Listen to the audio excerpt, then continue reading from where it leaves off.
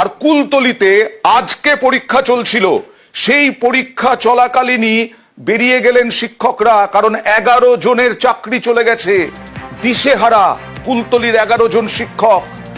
জামতলা ভগবান চন্দ্র high school, সেখানে দেখা গেল এইভাবে স্কুলের পড়ুয়ারা ঘুরে বেড়াচ্ছে। সরাসরি চলে যাব অর্পণের কাছে। অর্পণ, কতজন শিক্ষক মোট বা শিক্ষাকর্মী, কতটা ক্রাইসিস হবে?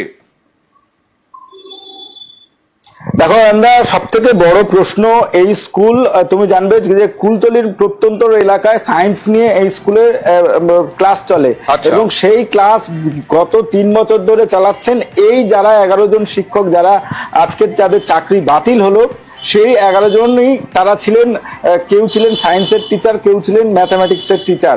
আর এদের ওপরে ভর করেই এই স্কুলে সায়েন্স গ্রুপটা চলছিল।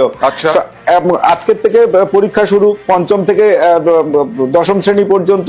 সেখানে তারা সকালবেলা স্কুলে আসেন, জাস্ট স্কুলের যখন ঘন্টা পড়েছে, তারা রুমে যাবেন পরীক্ষার্থীদের কাছে, তখনই এই নোটিফিকেশন তাদের কাছে আসে, তারা সংবাদ মাধ্যমে জানতে পারেন।